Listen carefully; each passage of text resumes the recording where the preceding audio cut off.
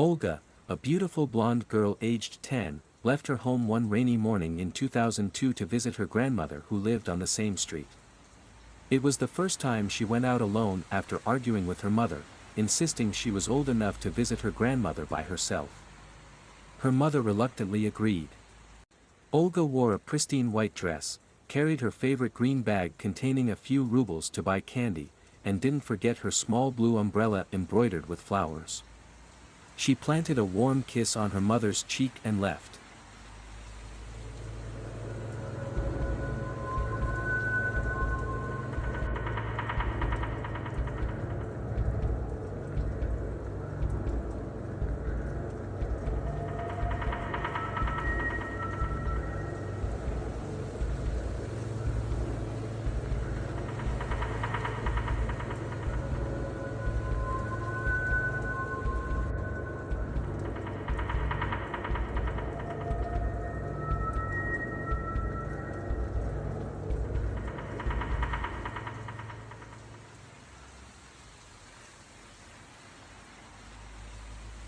Olga left her parents' house and 5 months passed without her return. Her parents searched everywhere, and the police investigated relatives and neighbors, but there was no trace of her.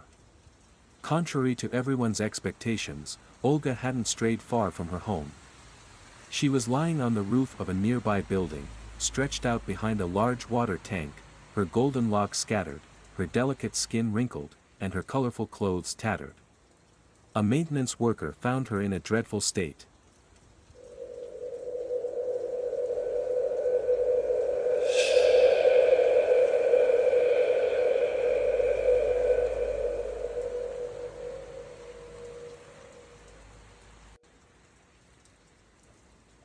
What had happened to Olga? How did she end up lifeless on that rooftop? The police quickly determined that Olga was killed by a drug addict, a human predator who snatched her as soon as she left her home. He covered her mouth and dragged her to the building's rooftop, hoping to steal the few rubles she had in her small bag.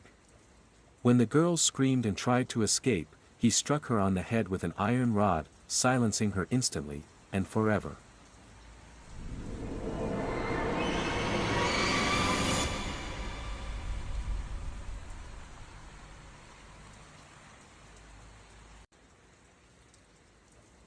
Olga's parents were devastated by their loss. She was their only daughter, the light of their eyes, the joy of their hearts. And there she was now, lying in a cold, hard coffin, waiting to be lowered into a small grave in a desolate cemetery on the outskirts of Nizhny Novgorod, Russia. For her mother, Natalia, living in their apartment had become unbearable. Every corner of the small flat reminded her of Olga. She was tired of crying and grieving, and she wanted to start a new life. She asked her husband to move to a new apartment, but he refused. Every day when he returned from work, the first thing he did was to change his clothes and then lock himself in Olga's room, where he would stay for hours, silently shedding tears, smelling her clothes, talking to her pillow, and speaking to her as if she were still alive. The loss of a child is truly heart-wrenching for parents.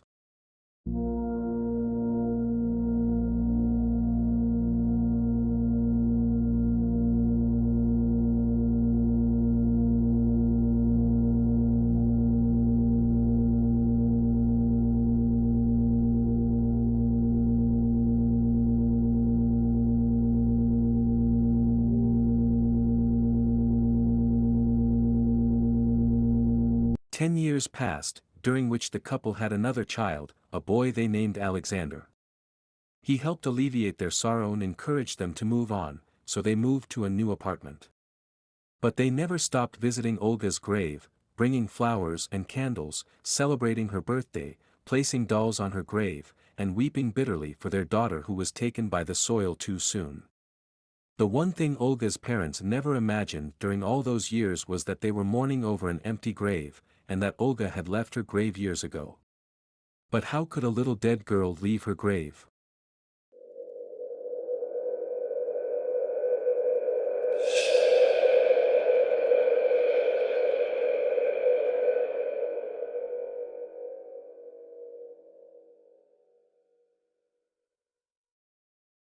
Olga hadn't left her grave by herself, she was forcibly taken one cold night in the winter of 2003, less than a year after her burial.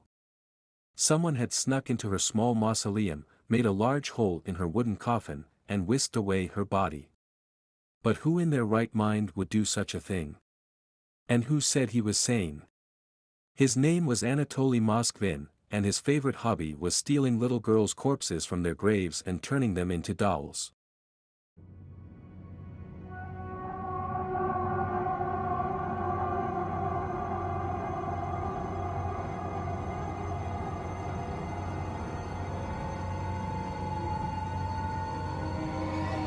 Anatoly, a bachelor in his 40s living with his parents, neither drank nor smoked and had never been intimate with a woman.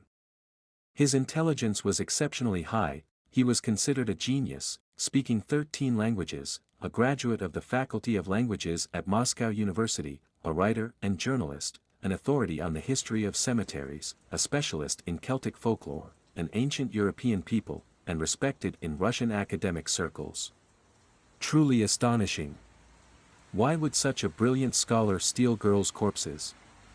Because he suffered from mental issues, proving the old saying, when something exceeds its limit, it turns into its opposite. Excessive genius turns into madness, and this perfectly described Anatoly's case.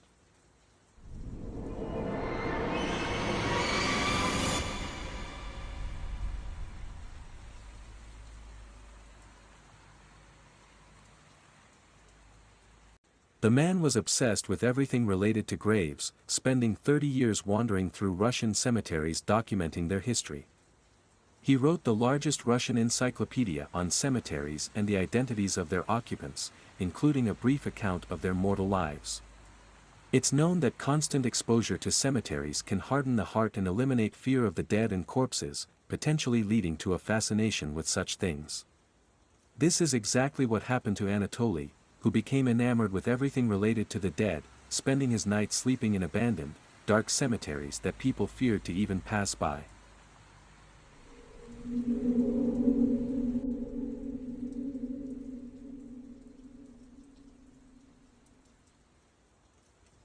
According to Anatoly, this strange obsession with death and the dead began when he was 11, after attending the funeral of a little girl with his parents. There, the church priest urged him to kiss the deceased girl's cheek in the coffin.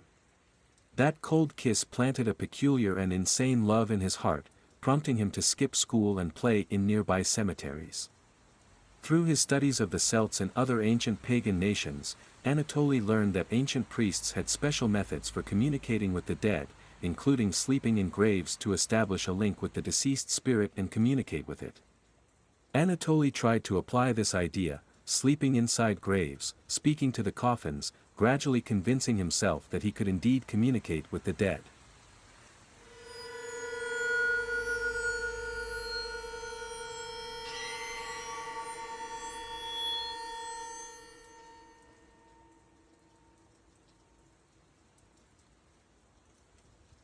Why did he specifically steal little girls' corpses? In fact, he didn't do it for any malicious purpose. He adored little girls and had paternal feelings towards them. He longed for a daughter for many years but wasn't inclined to marry, hating and being repulsed by sex. He once applied to the government for permission to adopt a girl, but his request was denied because he was single and financially unstable. He found an outlet for his emotions by sleeping in little girls' graves and talking to them. During those conversations, the deceased girls would plead with him to take them to his home, crying and lamenting their loneliness and fear, complaining about how their families had abandoned them in that cold, dark place.